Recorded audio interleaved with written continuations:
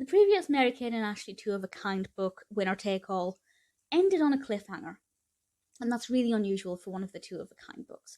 I read these as a child. I'm rereading them now for the nostalgia because I'm obsessed with Mary-Kate and Ashley.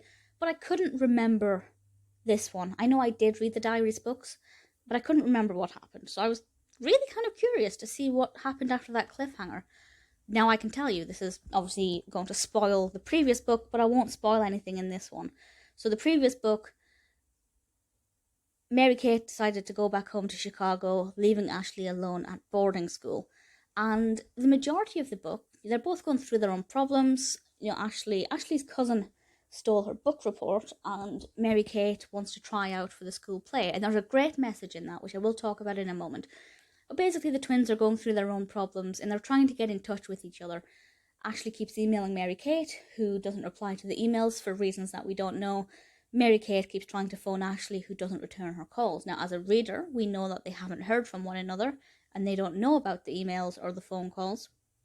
But pretty much every diary entry is Mary-Kate or Ashley complaining that they haven't heard from their sister. And that got a little bit repetitive. And that's my only real point of criticism here. Yes, they have to obviously drive home the fact that while they left not on the best of terms, they love each other, they're twins, they want to hear from each other, they do depend on each other. But at the same time, it gets exceptionally repetitive. And that's a little bit of bad writing.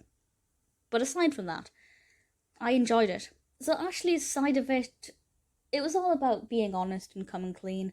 And I feel like her behaviour was not typically Ashley, to be perfectly honest. I feel like, as I said, her cousin stole her book report, her cousin who's at the male boarding school nearby. And the Ashley Burke as a character definitely would have told a teacher what had happened, because there was no way she'd let her reputation go down the drain.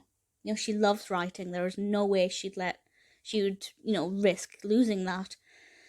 So I don't believe in her actions for the character, but at the same time, I didn't know how it would resolve itself. I was a little bit curious. Mary-Kate's side of the story is a lot more interesting. So she is back playing for the softball team at school, and she's also decided that because of her time spent at boarding school, she's learned that there's a lot of fun to be had in trying new experiences and realising that there's more to yourself than just one thing. Until this point, Mary-Kate Burke has been known as a jock and a jock only. But now she realises she wants to join the school play. Time conflicts. Can she have her cake and eat it too, or will she have to pick a side? Will she have to be on the softball team or be in Peter Pan?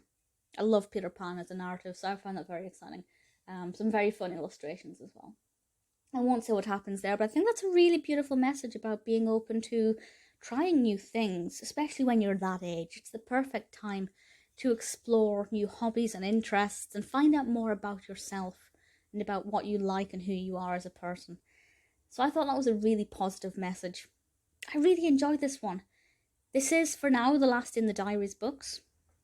The next one is The Cool Club, and I'm looking forward to reading it. I read these as a child, but I didn't read every single one of them. There are 30-something of them, maybe more. And we're getting to the point where my memories are a little bit hazy. The Cool Club, I remember the cover, not the story. So we'll see what happens there. If you've read P.S. Wish You Were Here, let me know what you think. Personally, I thought it was pretty decent.